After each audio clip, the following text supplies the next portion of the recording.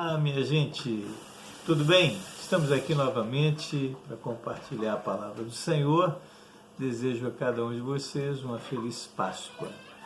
Deus possa abençoá-los. O tema de hoje é o escândalo da cruz. Vamos falar desse tema dentro do contexto da Páscoa. Para o salvo, a cruz não é escândalo. Para o salvo, a cruz é o poder de Deus, como diz Paulo, é a sabedoria de Deus. Pensando um pouquinho na Páscoa, a Páscoa, cuja palavra hebraica é Pessah, significa passar por cima, passar apressadamente, evidentemente se aplica a todo o evento do tempo da escravidão no Egito, né, que culminou com a morte do Cordeiro, a marca do sangue nos umbrais que protegeu o povo de Deus. Ao longo da história nós vemos, né, na palavra, que Deus foi Ele quem enviou para o Egito aquele povo, né, os descendentes de Abraão. Está registrado lá em Gênesis 15, 13. E isso já estava pré-estabelecido. E tudo isso foi feito no intuito de forjar o caráter de Deus no povo que Deus queria para si, né? Levá-los ao conhecimento da sua grandeza. E tudo isso aí iria acontecer, como de fato aconteceu, num ambiente de muito sofrimento, de muita perseguição. Isso levou o povo a clamar desesperadamente, a perseverar. E essa perseverança aproximou o povo de Deus. Isso gerou esperança, e a esperança foi concretizada na vinda e no surgimento da grande figura de Moisés, o libertador.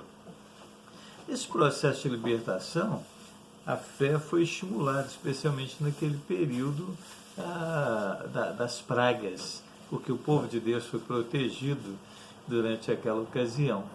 Então, nós vemos que a Páscoa, que foi a concretização, o clímax desse projeto maravilhoso de Deus, certamente dizia respeito àqueles eventos da época, né? Mas ela estava, sem dúvida, apontando para a verdadeira Páscoa, que é a Páscoa cristã, né?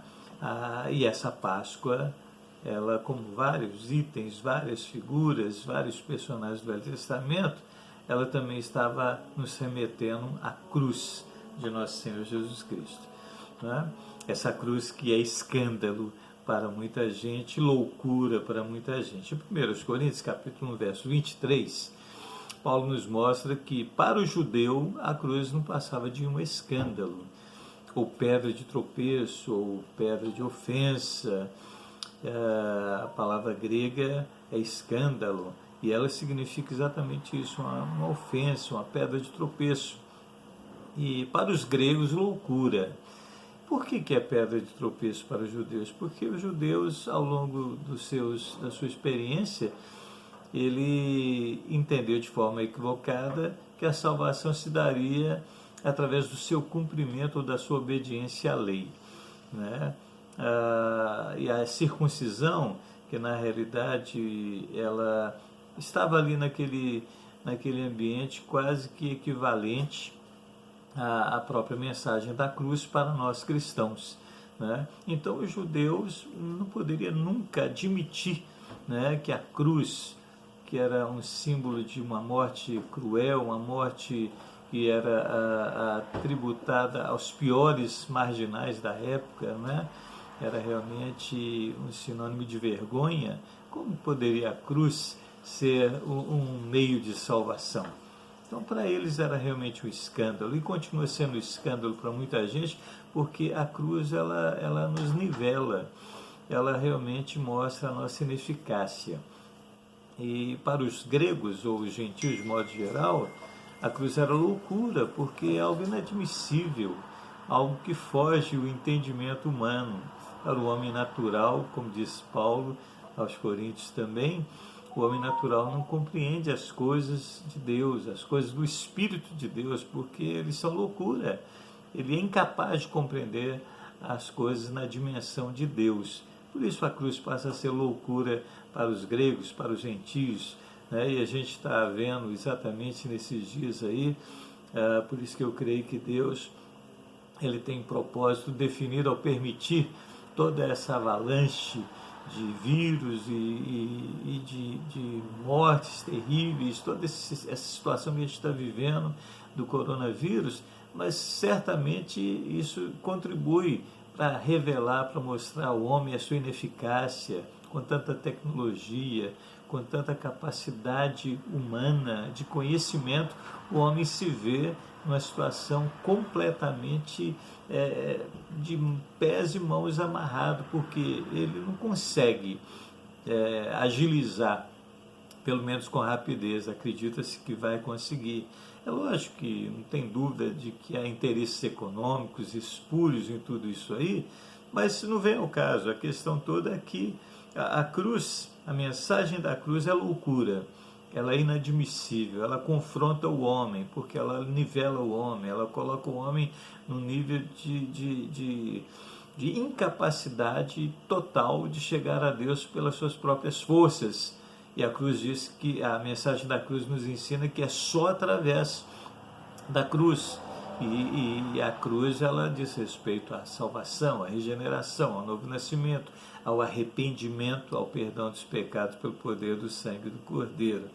Então, a Páscoa também era algo assim contraditório, porque quando você imagina um cordeiro sendo morto, o seu sangue colocado nos umbrais da porta, isso também é loucura.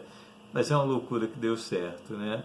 Deus libertou comprovadamente o povo dele ali do Egito. Então, na Páscoa eu quero repartir com você 3 coisas bem significantes que se aplicam na nossa Páscoa cristã, né? Ela tem 3 aspectos importantes da cruz, né? Ela pode ser loucura, pedra de ofensa, escândalo, mas ela tem poder de proporcionar a salvação. Ainda pensando nessa questão do escândalo, eu quero ainda reportar Gálatas capítulo 5, verso 11, que Paulo, de forma irônica, utiliza a expressão escândalo da cruz para rebater o confronto ou a perseguição que ele vinha sofrendo, especialmente ali na Galácia, da parte dos judaizantes, que o questionavam com relação à pregação da cruz, dizendo que ele também pregava a circuncisão, o que não é fato. É verdade que no livro de Atos há um registro em que Paulo permite que Timóteo seja circuncidado, mas jamais com o objetivo de salvação, né? Paulo nunca pregou a circuncisão, especialmente depois da sua conversão, né, como meio de salvação. E falar da circuncisão como meio de salvação é sintetizar toda a lei, né? Porque para os judeus a lei era um meio de salvação, e Paulo nunca iria aceitar isso como verdade. Por isso que ele diz lá no capítulo 5, no verso 11 de Gálatas, que se ele prega com a circuncisão, então o escândalo da cruz está anulado, está abolido, né? Porque não tem sentido as duas coisas caminharem juntas, ou é uma ou é outra, né? Mas ele era um pregador da cruz, e ele disse que ele resolveu, ele decidiu nada saber, a não ser Cristo e este crucificado. Então, pensando na visão da Páscoa e já trazendo para o nosso contexto, né, um primeiro aspecto que eu vejo da Páscoa é que ela proporcionou liberdade à escravidão, né? Nós vemos todo aquele contexto dos judeus lá sofrendo terrivelmente ali pelas mãos de Faraó, né? Mas o Senhor vem e intervém com poder e liberta aquele povo. E acredito que você sabe, todos nós sabemos, né, que o Egito ele tipifica o mundo, Faraó tipifica o próprio Satanás, né? Moisés tipifica o libertador Jesus, o verdadeiro libertador Jesus, né? E então aquele povo estava escravizado ao Egito e é liberto. Da mesma forma, nós também somos libertos, uma vez que nós rendemos a nossa vida a Jesus e nos apropriamos dos benefícios do Calvário, ou seja, do sangue do Cordeiro que foi imolado, foi morto, para nos libertar desse Egito chamado mundo. Isso tem mais do que nunca no dia de hoje, né? Ele precisa de proporcionar ao meu coração, ao seu coração, uma atitude de gratidão, de profunda gratidão pelo Cordeiro de Deus, porque ele, na linguagem do apóstolo Paulo, é a nossa Páscoa. Nós somos libertos, diz a Bíblia, do império das trevas. Nós fomos libertos do poder do pecado, diz lá em Romanos 6,14. Eu preciso de entender que a vida cristã não é apenas uma vida no meio de tantos contextos religiosos. A vida cristã é uma vida diferenciada, porque nós temos o nosso Senhor ressuscitado, né, liderando de fato a nossa vida, e por isso nós precisamos de viver uma vida na dimensão da libertação que Ele nos proporcionou na cruz. Portanto, a cruz nos fala da libertação da escravidão, de igual forma, semelhantemente ao que a Páscoa proporcionou, né? E nós estamos aqui caminhando semelhante ao povo que caminhava em Canaã, né? Na expectativa de chegar à terra prometida. Aliás, eu sei que nem todas as pessoas têm a visão do que eu vou dizer sobre um cântico que se canta no passado cantava-se mais, caminhando o voo para Canaã.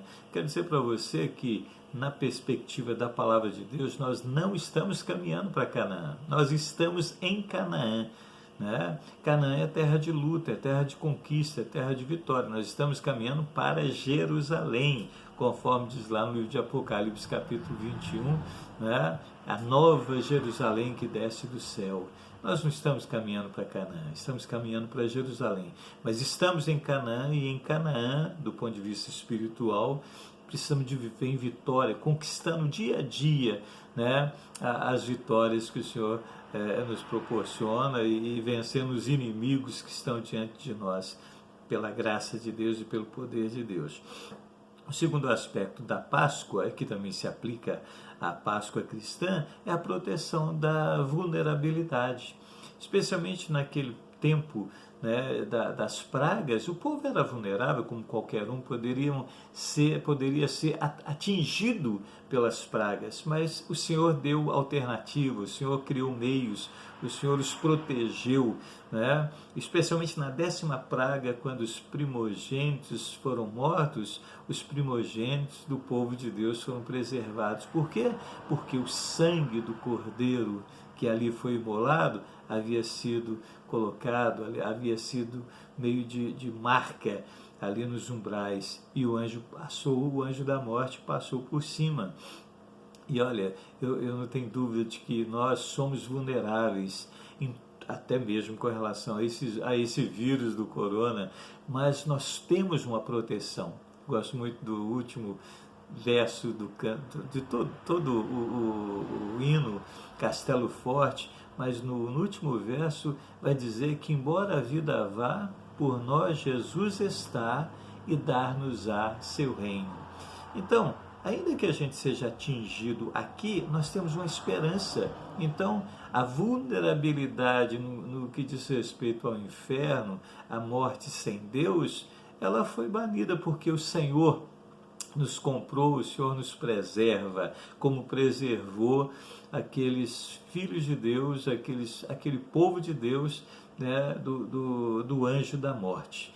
E, por fim, a Páscoa também nos fala da vida que nos proporciona vida, né, a partir, né, daquela maldição da morte, né? Nós temos vida e somos livres da maldição da morte. Em Efésios capítulo 2, verso 1, Paulo vai dizer que nós estávamos mortos. E no capítulo 5 ele vai nos dizer que ele nos deu vida. Então eu gosto muito de um tema, né, cristão, né, que nós vivemos uma vida que nasceu da morte, né? A nossa vida nasceu da morte. Então, por tudo isso, a cruz, ela é pedra de tropeço para aqueles lá de fora. Ela é escândalo para os não salvos, mas para os salvos ela é o poder de Deus, ela é a sabedoria de Deus. Então, na visão de Deus, isso é algo tremendo e sublime. Preste bem atenção. A mais vil de todas as mortes, a morte de cruz e a própria cruz como mais rude instrumento de condenação, foi constituído por Deus como o maior triunfo do universo. Então este é sem dúvida o maior escândalo para o homem natural, né? Mas na ótica de Deus é o grande instrumento de vitória. Então que nessa Páscoa possamos refletir, né, no Cordeiro de Deus sendo imolado e seu sangue vertido, né, nos libertando, nos purificando de todo pecado, nos justificando, que é um dado tremendo quando Deus olha para você e para mim, a despeito das nossas mazelas e fraquezas, Ele vê o sangue do Cordeiro em nós e nós somos tidos por Ele como justos e temos acesso, né? Temos liberdade, como diz lá no livro de Hebreus, né? Temos intrepidez para estar na sua presença por conta do sangue de Jesus. Esse sangue que marcou os umbrais das portas das nossas vidas e tem nos preservado ao longo dos anos. Queridos, que Deus possa abençoar a sua vida, que você possa, nesse restante de domingo, né, se ouvir ainda hoje, né, refletir na bênção da Páscoa, que é concretizada no nosso atual contexto com a ressurreição. A grande vitória, Jesus não ficou na morte. Ele ressuscitou, Ele vive para todo sempre. Por isso você e eu podemos cantar aleluia, glória a Deus. Um abraço, Deus abençoe a sua vida ricamente, em nome de Jesus. Amém.